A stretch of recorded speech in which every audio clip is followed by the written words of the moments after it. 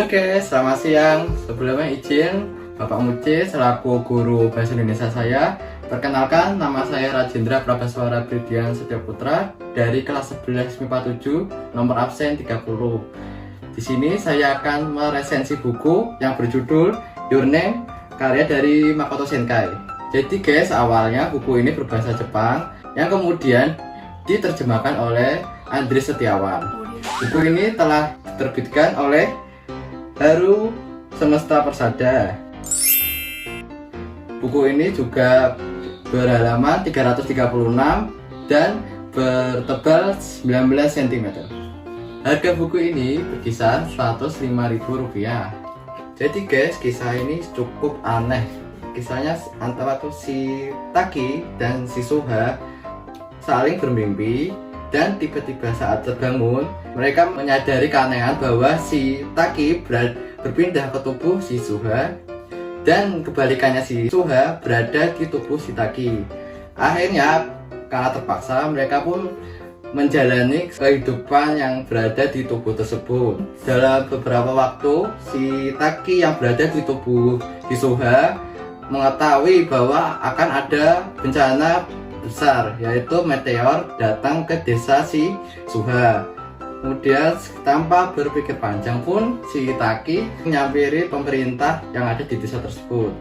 Tapi malahan pemerintah tersebut menghiraukan saja dan tidak mendengarkan si Taki tersebut. Singkat cerita, saat mau mulai menjelang bencana tersebut, si Taki dan si Suha udah bangun dan berada di tubuhnya masing-masing. Dan si Taki karena penasaran dengan desa tersebut, dia pun melihat di dalam berita bahwa desa tersebut sudah hancur 3 tahun yang lalu. Jadi guys, pada intinya si Taki dan si Suha bertukar jiwa pada waktu yang berbeda. Jadi si Taki bertukar jiwa tubuh Suha pada waktu Suha 3 tahun yang lalu, dan si Suha berpindah tubuh ke tubuh si Taki pada 3 tahun ke depannya. Jadi guys, untuk kelebihan buku ini sih lebih ke amanat. Jadi amanat yang pertama, di dunia ini tidak ada yang namanya mustahil. Contohnya sih si Taki yang ingin berusaha menolong si Suha kembali ke masa lalu dan akhirnya bisa menolong tersebut dan bisa hidup sampai sekarang. Dan untuk amanat yang kedua, dari pemerintahannya sih kurang tepat. Benar sih, tidak langsung mempercayai berita yang belum yakin, tapi harusnya pemerintah tersebut lebih mendalami lagi apakah yang diucapkan si Taki benar atau tidak.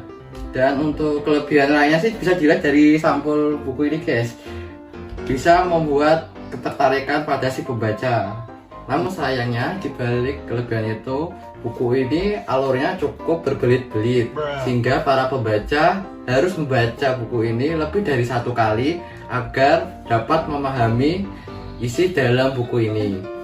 Oh iya, buku ini sebenarnya sudah difilmkan pada tahun 2016 yang berjudul sama dengan bukunya.